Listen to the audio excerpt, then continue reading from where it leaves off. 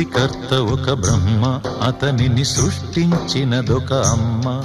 ఆ అమ్మకి తెలియని చిత్రాలు ఎన్నో, ఈ సృష్టిని స్తంభింపచేసే తంత్రాలు ఎన్నో. సృష్టికర్త ఒక బ్రహ్మ, అతనిని సృష్టించినదొక అమ్మ. సృష్టికర్త ఒక బ్రహ్మ, అతనిని సృష్టించినదొక అమ్మ.